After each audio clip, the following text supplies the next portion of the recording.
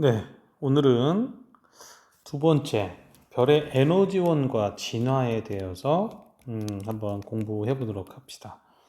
자, 별의 에너지원과 진화. 여기에서는 전 시간까지는 별의 물리적 특성, 온도와 크기에 대해서 간단하게 알아봤죠, 그죠? 자, 오늘은 별이 어떻게 해서 그렇게 빛을 낼 수 있는지에 대한 얘기하고요. 그 별들이 실제 사람처럼 태어나고 점점 성장하고 나중엔 정말 소멸되는 단계까지 이렇게 가거든요. 그런 거에 대한 전반적인 내용을 같이 얘기해 보도록 하겠습니다. 자, 별의 에너지원은 어떤 게 에너지원이냐? 여러 가지 얘기들이 많았었어요. 자, 별의 에너지원의 후보군으로 처음에 이렇게 얘기를 했던 것은 뭐였었냐면 중력 수축 에너지라고 하는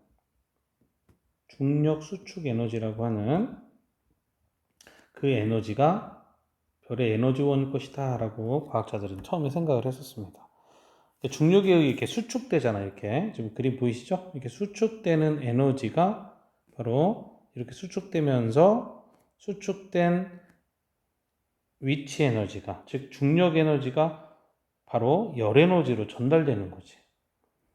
즉 이만큼 수축되면서 감소된 에너지가 이 내부의 온도를 올리는 역할을 했다, 그런 얘기예요. 그래서 중력 수축 에너지가 별의 에너지원일 것이다, 이렇게 생각을 했지만 실제로는 뭐였다? 이 에너지가 있어요. 있긴 있는데 이 에너지는 아주 실제 별을 완전히 태우기에는 턱없이 부족한 에너지고요. 이 중력 수축 에너지만으로 태양이 초당 내는 에너지를 역산을 하잖아요. 그러면 실제 이 태양이 중력 수축 에너지만으로 모두 그 에너지를 소진하는 데 걸리는 시간은 1600만 년 정도밖에 안 됩니다. 1600만 년이면 태양이 다 완전히 타버리는 거야.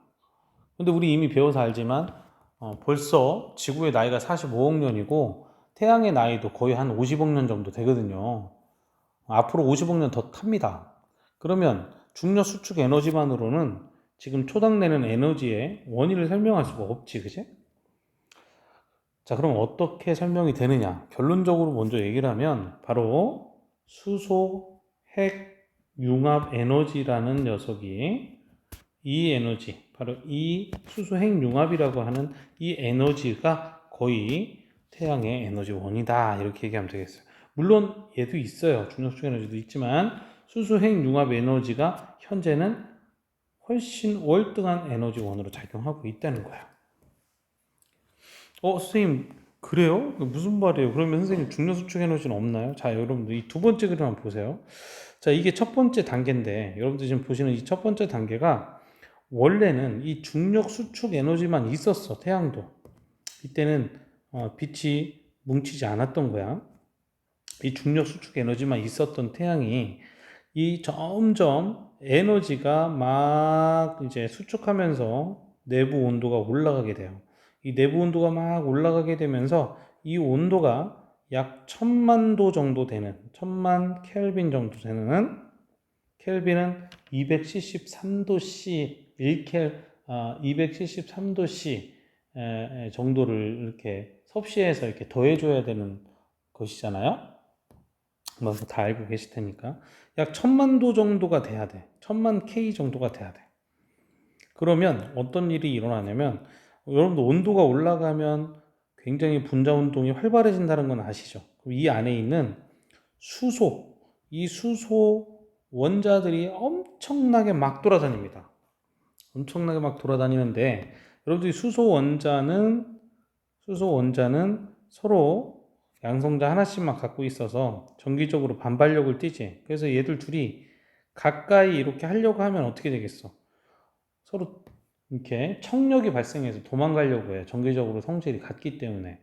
그런데 워낙 온도가 1000만 K 이상으로 올라가 버리면 얘들의 분자 운동이 너무너무 빨라지면서 엄청나게 빨리 오다가 서로 충돌하게 되거든요. 충돌하게 되는데 좀 복잡한 과정이긴 하지만 이거는 뭐 나중에 대학 물리 가서 여러분들 핵물리학 공부하면서 더 정확하게 이해하시면 좋겠지만 원리는 이렇다는 거죠. 수소가 총 4개가 부딪혀. 수소가 총 4개가 부딪혀. 꽝꽝꽝 부딪혀. 부딪히면서 얘들이 뭐가 돼요? 융합이 돼. 융합이 되면서 뭐가 만들어지는 줄 아세요? 헬륨이 하나 만들어집니다. 헬륨이 만들어지고 이때 보세요. 여러분들 헬륨은 원자 번호가 2번이잖아요. 그죠? 2번이잖아. 근데 수소는 원자 번호가 1번이지. 그지? 보통 우리가 원자의 질량 번호에 곱하기 2 정도를 하잖아요. 그죠? 즉, 이 수소의 4개의 질량이 헬륨 질량 하나의 질량하고 비교해보면 얘가 더 무거운 건 사실인데 이 녀석이 이렇게 변한다는 거예요. 융합되어서. 그러면 얘들아, 질량 보존의 법칙에 위배되죠. 얘가 더 무거운데 무거운 거에서 4개가 뭉쳐서 헬륨 하나로 변했단 말이야. 그렇죠? 양성자 2개, 중성자 2개인 헬륨 하나로 변했단 말이야. 그럼 가벼운, 여기에 조금 더 가벼운 이 4개가 뭉쳐서 조금 가벼운 헬륨이 생겼다면 여기서 나간 바로 질량이 분명히 안 맞지. 질량 보존의 법칙에 의하면 질량이 결손됐는데 이 질량이 결손된 에너지가 여러분들 바로 아인슈타인의 되게 유명한 공식 있죠. E 이퀄 mc 스퀘어. 그죠? 여기로 가게 되는 거예요. 더 자세한 얘기, 막 수치에 대한 얘기는 선생님하고도 자세히 공부할 시간이 있을 겁니다. 이 결손된 질량이 굉장히 크지 않아. 아주 미약하긴 해. 그런데 곱하기 뭐야? 광속의 제곱이죠. 그래서 아주 작은 양의 질량 결손이 있더라도 여기에 쓰이는 이 에너지의 양은 광속을 곱한 것만큼 굉장히 크다는 거죠.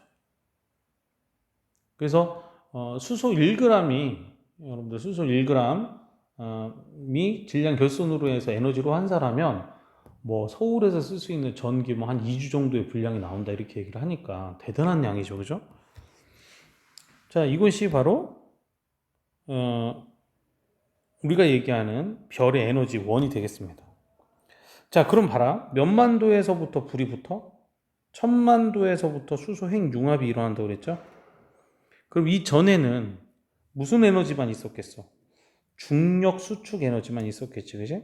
근데 쭉 중력에 의해서, 자, 두 번째 그림을 보시는 거예요.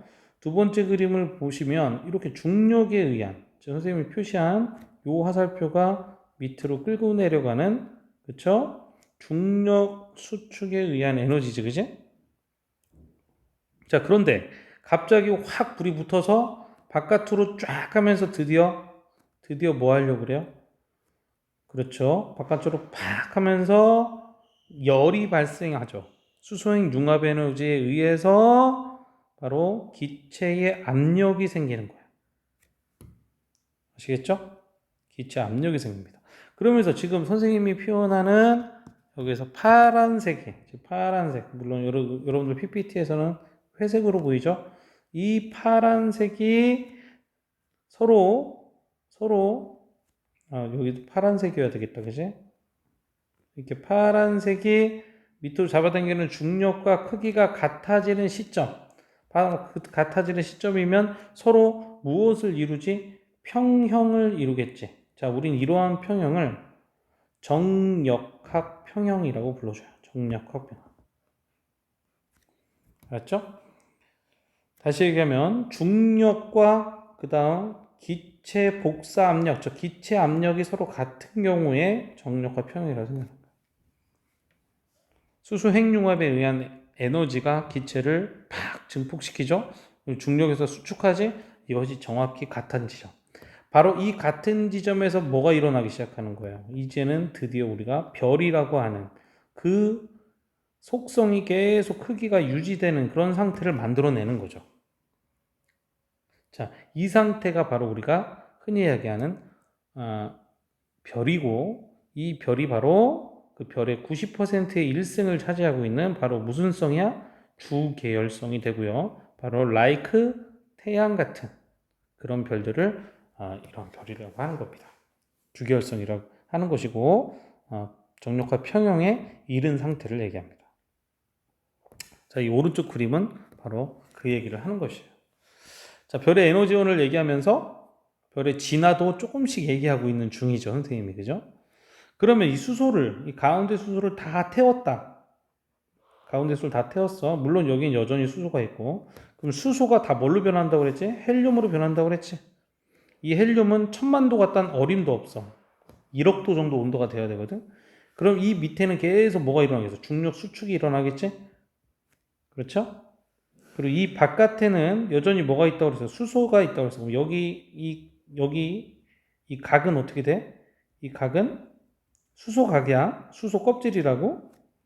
그런데 이 안에가 헬륨이 계속 중력 수축하면서 온도가 올라가면 여기가 또 1000만 도까지 데워지면서 여기가 또 이렇게 팍 탈 수 있겠지, 그지? 그렇죠? 그럼 바깥에는 팽창하고 안에는 수축하는 이상한 모양이 되는데 이때부터는 정력화 평형이 그렇게 일정하게 유지가 되지 않겠지, 당연히. 그래서 이때부터는 주계열성이라고 얘기하지 않고요. 이때부터는 바깥에는 커져. 안에는 수축하지, 그지? 그래서 이거를 자이언트 스타라고 얘기해요. 거성이라고 하죠. 그 앞에 적색이라는 이름이 보통 붙는데 이유는 뭐냐면 이 내부에 갖고 있는 에너지만으로 이 크기가 점점 커지니까 어떻게 되겠어요? 부피가 팽창되니까 온도는 떨어질 수밖에 없죠. 온도가 떨어지면 색깔은 무슨 색깔로 바뀐다고 그랬지? 청색이냐 붉은색이냐? 그래, 붉은색으로 바뀌죠. 그래서 우린 그걸 적색거성이라고 얘기하는 거야. 자, 선생님이 이 한 장 갖고 별의 에너지원을 갖고 지금 뭐까지 쭉 설명을 합니까? 그래요. 개괄적인 별의 진화 단계를 계속 설명하는 거야. 그럼 이 가운데가 헬륨이 또 탈 수가 있죠. 확 타. 타면 또 탄소가 되고요. 탄소가 타면 또 다른 원소가 되어서 계속 새로운 원소들이 생기게 된 것입니다. 재밌죠? 자, 아까 선생님이 얘기했던 수소 4개가 모여서 핵융합을 해서 헬륨 하나가 발생하고 이때 담긴 질량 결손의 에너지가 이렇게 나타난다. 아주 적은 에너지지만 빛의 광속에 제곱을 하니까 굉장히 큰 에너지로 바뀐다는 거야. 자, 그런데 한번 잘 보세요. 그런데 이 별의 에너지원에 의한 수소핵 융합 반응이 쭉 진행이 된다. 자, 그럴 때 보세요. 수소핵 융합 반응이 진행이 될 때 질량이 큰 별은 자, 이런 형태로 자, pp라고 했는데 프로톤 양성자 반응인데 아까 어떻게 했어? 수소들이 지들끼리 부딪혀서 이렇게 헬륨으로 변한다고 그랬지? 조금 복잡해. 수소 4개가 모여서 헬륨 하나가 된다 이렇게 간단하게 얘기했지만 실제 과정은 좀 이렇게 복잡하게 중소수가 서로 뭉쳐가지고 그 다음 또 중소수에서 또 헬륨을 만들어 이 헬륨 쌍이 3개짜리가 또 뭉쳐서 수소가 하나씩 빠져나가고 헬륨이 하나 만들어. 원래는 이런 과정인데 그냥 이렇게 기억하셔도 됩니다. 다시요. 질량이 큰 것이 아니라 태양과 같은 질량 정도 또는 그 이하 질량이 좀 작은 별에서는 이렇게 나타납니다. 자, 그런데 질량이 좀 큰 별들은 똑같은 수소핵 융합 반응인데도 불구하고 CNO 순환 반응이라고 나타나. 자, CNO 보면 여기 CNO 써 있죠, 그죠? 이 CNO는 여러분들 여기서 뭘로만 작용하냐면 CNO 순환 반응에서 CNO는 촉매 역할을 합니다. 그래서 보다 수소 핵 융합 반응이 똑같아요. 이것도 수소가 지금 보니까 수소들이 들어가서 어떻게 돼? 수소 4개가 들어가서 헬륨 하나가 나오는 건 똑같아.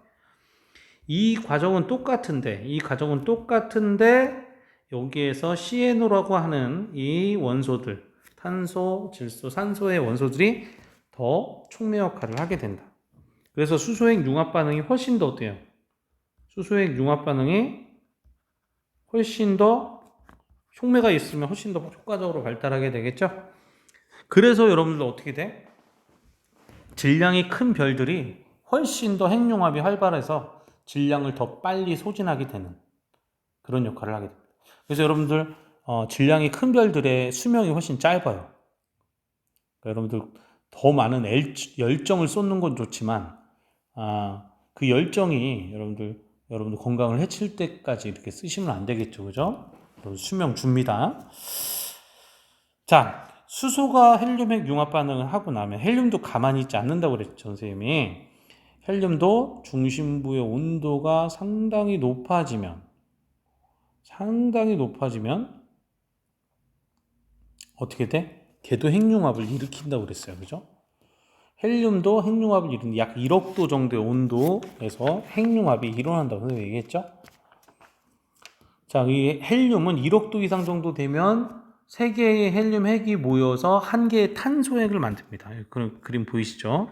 이게 모여서 한 개의 탄소 핵을 만듭니다. 자, 이 탄소도 나중에는 또 어떻게 바뀌어요?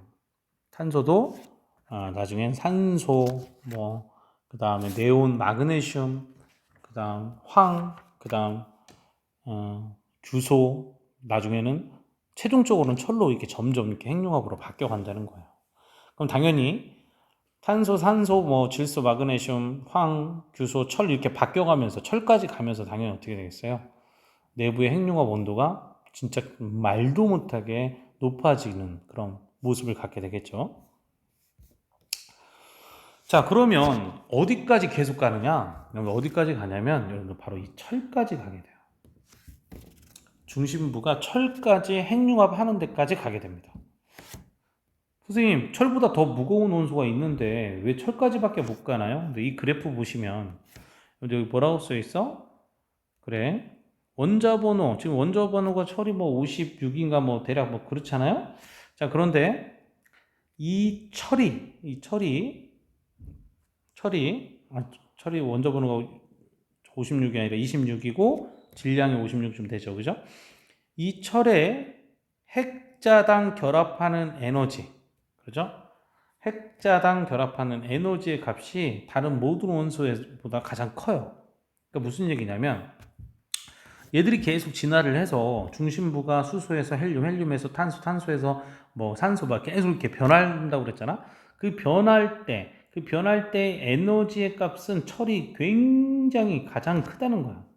그럼 철까지 가면 얘들아 더 이상 얘가 뭔가에 더 에너지에 의해서 변할 수가 없다는 거야.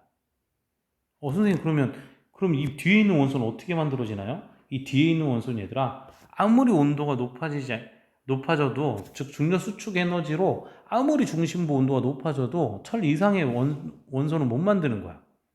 원자는 못 만드는 거야. 그러면 어떻게 되는 거야? 계속 하다가 결국엔 별이 나중에는 전자하고 원자가 서로 붙는 상황까지 압축이 되잖아. 그러면 또 양성자와 양성자가 서로 붙는 데까지 압축이 되잖아. 축퇴합이라고 어마어마한 압력에 의해서 폭발이 일어나거든요. 그러면 여러분들 우린 그거를 초신성 폭발이라고 하죠. 빵 터지죠, 그죠? 초신성 폭발에 의한 그 어마어마한 폭발력에 의해서 이 다음에 있는 원소들은 생기게 된다고 이렇게 알려져 있는 거야. 철 다음에 원소들 있죠? 금이나 은이나 우라늄이나 이런 것들. 자, 이런 것들도 또 핵자당 결합 에너지는 어떠니?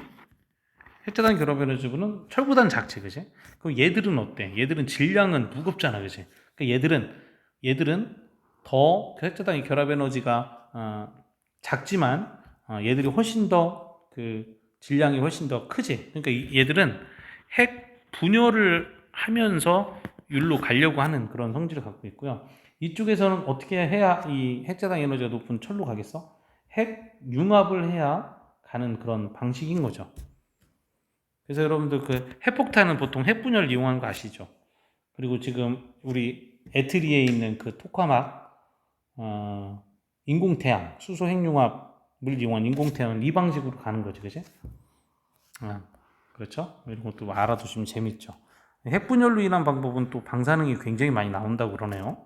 핵융합에 비해서 훨씬 더 안전하다, 핵융합이 이런 얘기도 한다. 자, 그래서 별의 에너지원은 수소 핵융합부터 시작해서 차츰차츰 원자 번호가 높아지고 질량이 무거워지는 방향의 원소로 좀 더 바뀌어가는 그런 형태를 나타낸다는 거예요. 아시겠죠? 자, 수소 핵융합 반응을 일으킬 때, 그래서 정력과 평형을 이룰 때, 그때 우리가 주기활성이라고 부른다는 거 까먹으면 안 되겠습니다. 자, 그럼 다음 시간에 차례차례 이제 선생님이 쭉 지금 개괄적으로 얘기했던 거를 하나하나 차근차근 설명해 보도록 하겠습니다. 다음 시간에 보겠습니다. 감사합니다.